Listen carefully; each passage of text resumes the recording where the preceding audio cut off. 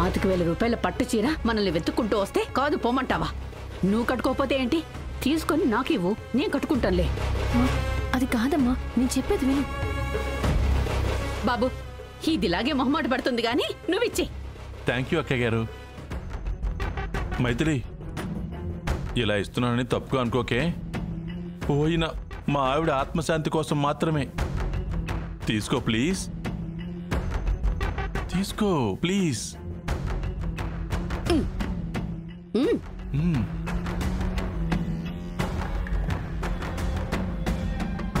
Uncle. Uncle కోదరా, బావాను. నాకు అలా అనిపించడం లేదులే కానీ ఈ రోజున ఓన్లీ ఆడవాళ్ళకేనా, మగపిల్లలకు కూడా ఏమైనా గిఫ్ట్ ఇచ్చే అవకాశం ఉందా? ఈ ఆఫర్ ఓన్లీ పెళ్లి కాని లేడీస్కే. మైథిలి, నువ్వు వెళ్ళి చీర కట్టుకుని రావా? చీర కట్టుకుని రావడం ఏంటి? అంటే ప్రతి సంవత్సరం ఎవరికి చీర ఇచ్చినా వాళ్ళు కట్టుకున్నాక వాళ్ళతో సెల్ఫీ దిగెళ్ళడం నాకు అలవాటు. అందుకే నువ్వు ఈ చీర కట్టుకుని వస్తే ఒక్క సెల్ఫీ దిగెళ్ళిపోతాను. ఇలాంటి వ్యవహారాలు నా దగ్గర నడవు. నీ చీర వద్దు, నీ సెల్ఫీ వద్దు. నీ చీర నువ్వే తీసుకుని పో. మైథిలి, పిచ్చిగాని పెట్టిందా? వాడేమైనా ఆస్తి అడిగాడా, డబ్బులు అడిగాడా? జస్ట్ సెల్ఫీనే కదా అడిగాడు. వెళ్ళి చీర కట్టుకుని రాపో. అమ్మా, నాకు ఇష్టం లేదమ్మా.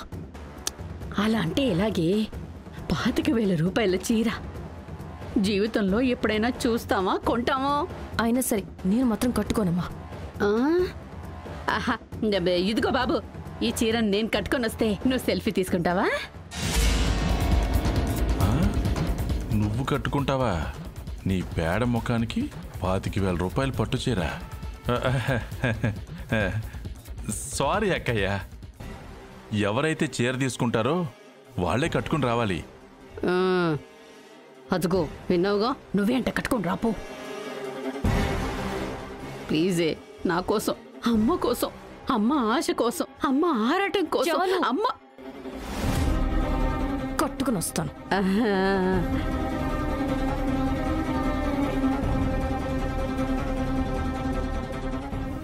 రా రా, ఈరోజు నా చేతుల్లో కౌగిలింతల జాతర. బంటిబాబు ఏం చదువుతున్నాడో? నీకెందుకురా గూట్లే అనే ఇంగ్లీష్ బుక్ చదువుతున్నాను అంకుల్. అమ్మా, నేను నా ఫ్రెండ్ ఇంటికి వెళ్ళొసి వస్తాను.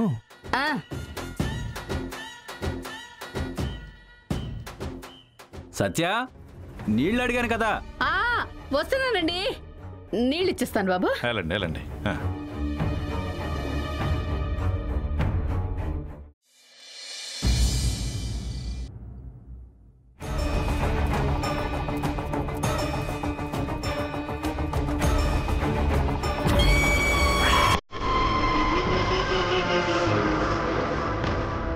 ఇదేంటి, ఇప్పటి వరకు అందరూ ఇక్కడే ఉన్నారు కదా, ఏమైపోయారు?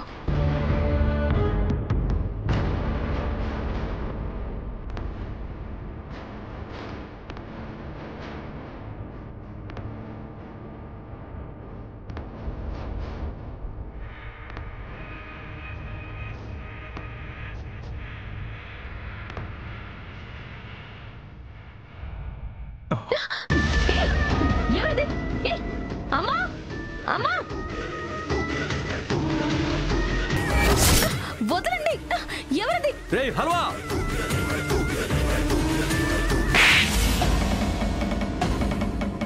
అది కాదు మైథిలి, నేను ఏంట్రా నువ్వు చెప్పేది మేము వినేది? అది కాదండి. ఇంతమంది ఇంట్లో ఉన్నా బరి తెగించి నా కూతుర్ని కౌగిలించుకున్నావంటే ఎవరూ లేకపోతే దాని పరిస్థితి ఏంటి? నీలాంటి నీచుని ఏం చేసినా పాపం లేదురా.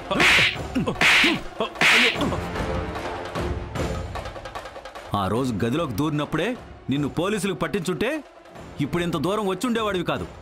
ఉండ్రా, ఇప్పుడే నీ సంగతి చెప్తాను. మైథిలి, నువ్వు పోలీసులకు ఫోన్ చేయమ్మా. సార్ సార్ సార్ సార్, మీరు నన్ను అపార్థం చేసుకున్నారు సార్.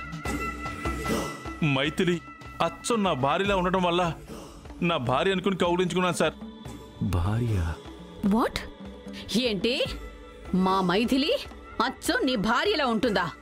అరే అవునక్కయ్య, మైథిలి నీ చీరలో చూస్తే అచ్చం నా భార్యను చూసినట్టే అనిపించింది. చీ నోర్మయ్, చేసిన వెధవ పని చాలక మళ్ళీ వెధవ నాటకాలు ఆడుతున్నావా? ఆ, వీడి మాటలు నమ్మడానికి లేదు. వీడిని క్షమించకూడదు. ముందు పోలీసులకు ఫోన్ చేయమ్మా. ఆ, ఎందుకు సార్ ఆవేశపడతారు? నేను చెప్తుంది నిజం సార్. మైథిలి అచ్చం చనిపోయిన నా భార్యలాగానే ఉంటుంది. నిజమా? ఏది నీ భార్య ఫోటో ఉంటే చూపించు. అడుగుతుంది కదరా, చూపించు. చూపిస్తాను సార్, ఒక్క నిమిషం.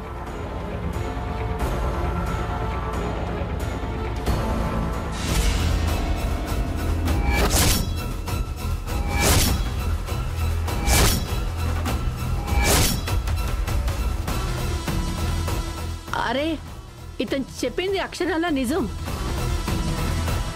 పాపం, చనిపోయిన ఇతని భార్య అచ్చం మన మైథిలిలాగే ఉంది. అవునక్కయ్య, మీరొక్కరే నా బాధను అర్థం చేసుకున్నారు. కానీ మీ ఆయనే ఇంత గ్యాప్ కూడా ఇవ్వకుండా కుళ్ళబొడి చేశారు. ఆ ఫోటో నిజమా లేక మార్ఫింగ్ చేశాడా? లేదా నా ఫోటోని చూపించి వాడి భార్య అని అబద్ధం చెప్తున్నాడా? సారీ బాబు, సడన్ గా నువ్వు అలా చేసేసరికి ఆయన ఆవేశపడ్డారు. నీ దురదృష్టం కొద్దీ నేను ఆవేశపడలేదు. లేదంటే నువ్వు కూడా హ్యాపీగా మీ ఆవిడ దగ్గరికే వెళ్ళిపోయి ఉండేవాడివి. పళ్ళున్న చెట్టుకే రాళ్ళ దెబ్బలని నాలాంటి మంచోడి మీద నిందలు పడతాయి. పోనీలేండి, ఇప్పటికైనా మీరు నిజం తెలుసుకున్నారు, అంతే చాలు. వస్తాను అక్కయ్య, వస్తాను సార్, వస్తాను మైథిలి.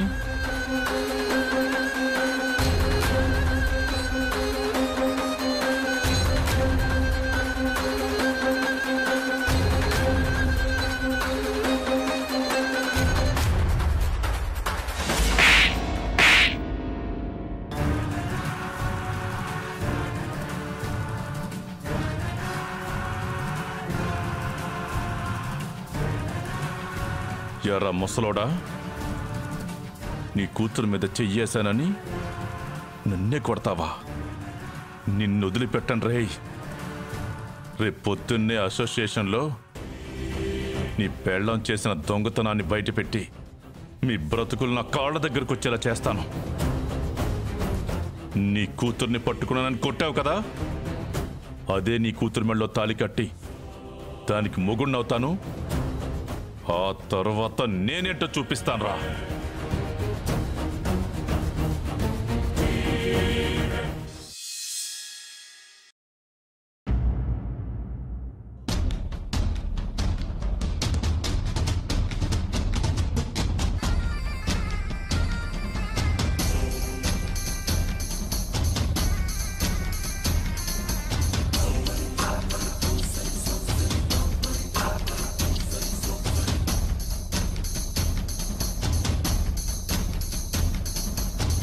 థ్యాంక్ యూ హల్వరాజ్. ఈ దొంగల్ని కాలనీ నుండి ఎలా గెంటాలా అని ఆలోచిస్తుంటే ఇలా గెంటొచ్చు అని ఒక అద్భుతమైన సాక్ష్యం చూపించి మహా అద్భుతమైన అవకాశం ఇచ్చావు చూడు. Really thank you. అయ్యో, నేనే మీకు థ్యాంక్స్ చెప్పాలి మేడం.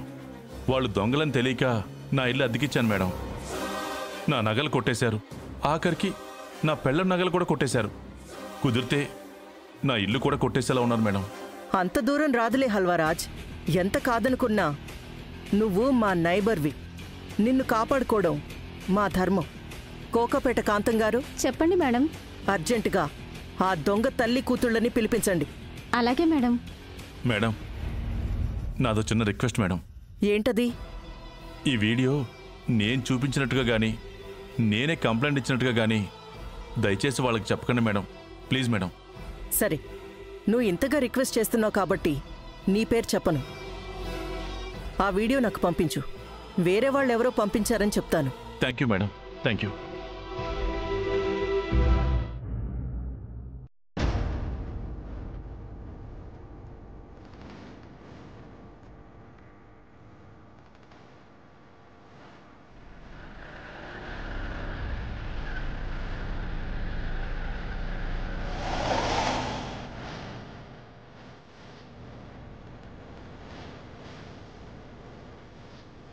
ఏంటే ఉండపలంగా రమ్మని ఫోన్ చేశారు. ఏమైందంటావు? నాకేం తెలుసు? ఈ వారం రోజుల గ్యాప్లో మళ్ళీ నువ్వేం చేసావు? అయ్యో రామా, ఈ వారం రోజులు నేనే దొంగతనమూ చేయలేదే. చెయ్యకపోతే వాళ్ళెందుకు రమ్మంటారు? సర్లే, వెళ్దాం పద.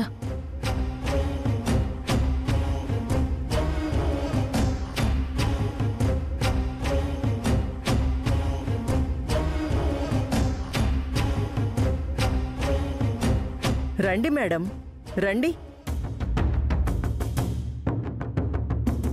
మంచి దొంగ, భలే దొంగ, జేబు దొంగ, గజ దొంగ అని రకరకాల దొంగల సినిమాలు చూసాం, కానీ ఫస్ట్ టైం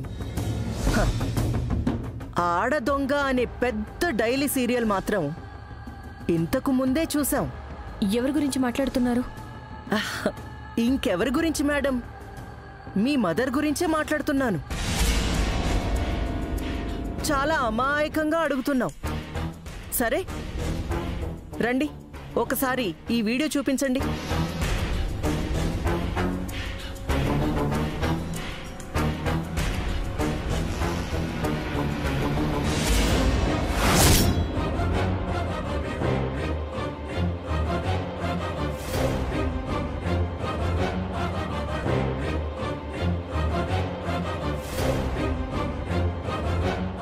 ఏయ్, ఎవరది?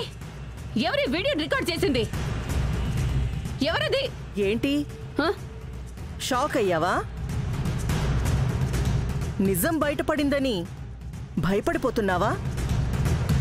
మైథిలి, నువ్వు బాండ్ పేపర్ మీద సంతకం పెట్టిన దాని ప్రకారం మీ అమ్మ దొంగతనం చేసినట్టుగా ఏ చిన్న సాక్ష్యం దొరికినా మిమ్మల్ని ఈ కాలనీ నుంచి గెంటేయడం కానీ లేదా పోలీసులకు అప్పగించడం కానీ జరుగుతుందని చెప్పావు.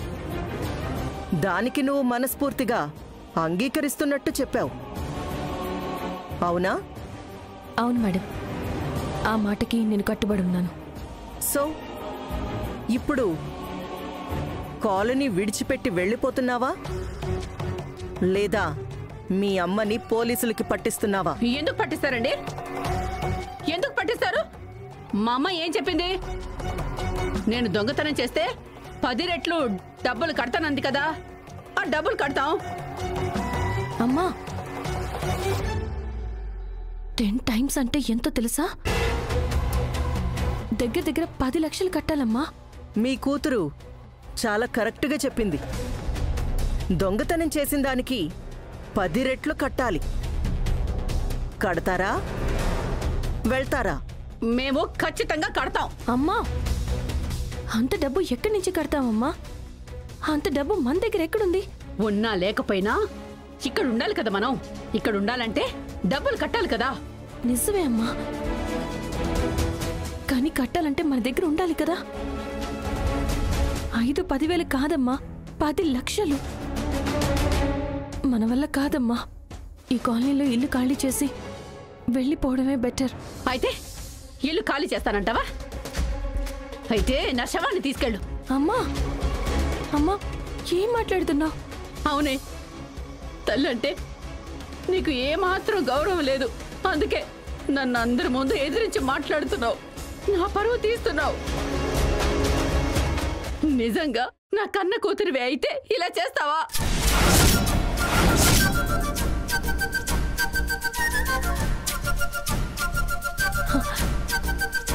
ఏంటమ్మా అన్నావు? ఏమన్నావు? కన్న కూతురు వైతేనా? అంటే నేను నీ కన్న కూతురు కాదా? అంటే అలా అని కాదు, కన్న కూతురివే కదా. ఎందుకు నా గురించి అంత చీప్గా మాట్లాడుతున్నావు అంటున్నాను. అంతే, అంతేనే. సుహాసిని గారు, నేను చెప్తున్నాను, మీరు చెప్పిన నష్టపరిహారం మేము కడతాం. సరే, నువ్వు కడతాను అంటున్నావు కాబట్టి సరిగ్గా వారం రోజులు గడివిస్తున్నాను. ఈలోపు నష్టపరిహారం కట్టావా? సరే, లేదా కాలనీ వదిలిపెట్టి వెళ్ళిపోవాలి, లేదా డైరెక్ట్గా జైలుకైనా పోవాలి. ఓకే, మీ డీల్కి నేను రెడీ. అందరూ విన్నారుగా? సరిగ్గా వారం తర్వాతే మళ్ళీ మీటింగ్.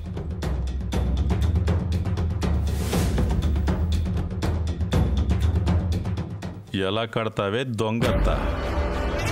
ఫైనల్గా నేను కట్టాల్సిందే.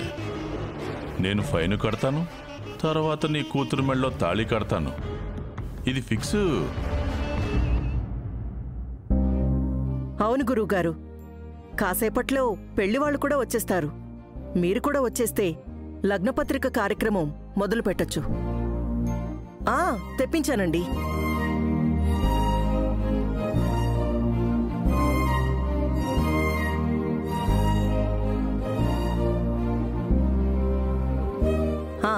మీరొచ్చేసేయండి. అలాగేనండి, ఉంటాను. Thank you. అమ్మా, ఆఫీస్లో చిన్న వర్క్ ఉంది, నేను వెళ్ళొస్తాను. ఒక్క నిమిషం ఉత్తమ్. ఈరోజు పెళ్లి వాళ్ళు వస్తున్నారు. ఎందుకు? లగ్నపత్రికను రాసుకోవడానికి. ఆఫీస్ పనులు ఏవైనా ఉంటే లీలాకృష్ణ మావే చూసుకుంటారు. దాని గురించి నువ్వేం టెన్షన్ పడకు.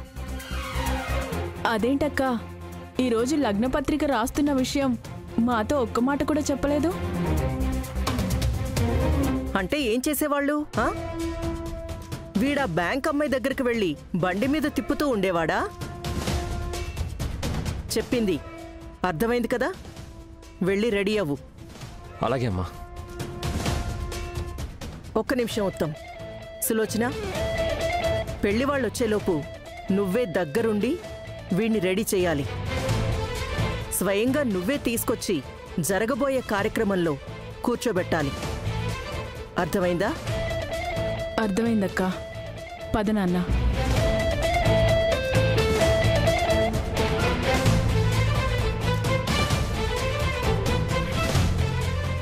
అన్నయ్య,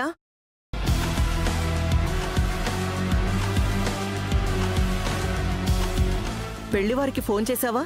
చేశానమ్మా, వచ్చేస్తారు ఇంకో 10 నిమిషాలు. సరే.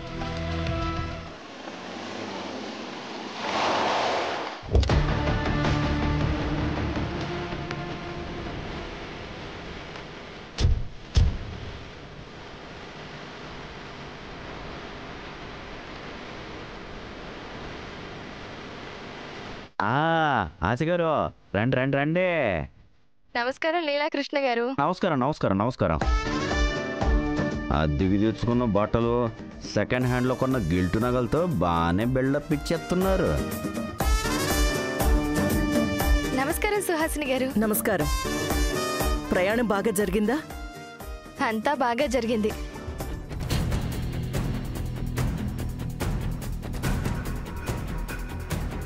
ఏంటి, కోడల పిల్ల ఎవరికోసమో వెతుకుతున్నట్టుంది? ఇంకెవరి కోసం? మన ఉత్తమ్ బాబు కోసం అయ్యి ఉంటదే కదే. ఇంతకీ అల్లుడు గారు ఎక్కడున్నారు వదినా? పైన రెడీ అవుతున్నాడు. ఇంకొక 10 నిమిషాల్లో వచ్చేస్తాడు.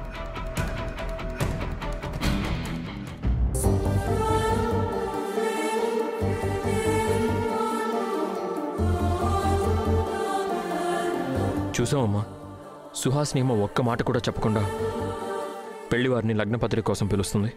అక్కని తప్పు పట్టలేను నాన్న, తప్పంతా నీదే. నాదా? అవును. ఒకవైపు పెళ్లి పనులు మొదలు పెడుతుంటే నువ్వు మాత్రం నీ ప్రేమ విషయాన్ని ఇంకా వాయిదా వేస్తూనే ఉన్నావు. అసలు ఇప్పటిదాకా నీ మనసులో ఉన్న మాటని ఆ అమ్మాయికి చెప్పకపోవడం చాలా పెద్ద తప్పు నాన్న. నువ్వు చెప్పేది కరెక్టే అమ్మా, కాకపోతే నా మనసులో ఉన్న మాట చెప్పడానికి అవకాశం దొరకడం లేదు. అవకాశం దొరకదు, నువ్వే కుదుర్చుకోవాలి. ఇప్పటికీ మించిపోయింది లేదు. ఆ అమ్మాయిని ఏదోలా కలిసి నీ మనసులోని మాటను చెప్పు. ఆ అమ్మాయి ఒప్పుకుందా, నేను వెళ్ళి అక్కతో మాట్లాడతాను. అవసరమైతే అత్తయ్య గారితో కూడా చెప్తాను. కానీ నీ ప్రేమ మాత్రం సక్సెస్ అయ్యేలా చేస్తాను. థ్యాంక్స్ అమ్మా. ఉండు, ఇప్పుడే గిరిని పిలిపిస్తాను. ఇప్పుడు వాడెందుకురా? ఇక్కడి నుంచి తప్పించుకుని వెళ్తే తప్ప నేను మైథిలిని కలవలేను. అలా కలవాలి అంటే గిరిగాడు వచ్చి ఏదో ఒక అబద్ధం చెప్పాలి. అందుకని వాడిని పిలిపిస్తున్నాను. అర్థమైందా? అర్థమైంది. త్వరగా చెయ్యి.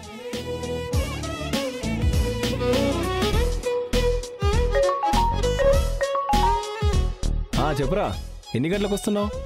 రే, నేను ఆఫీస్కి రావడం కాదు, నువ్వే అర్జెంటుగా ఇంటికి రావాలి. ఇంటికా? ఎందుకురా? చెప్పేది జాగ్రత్తగా విను. ఈరోజు నా పెళ్లికి లగ్నపత్రిక రాసుకోబోతున్నారు. లగ్నపత్రిక? దానికి మనం ఏం చేయాలంటే,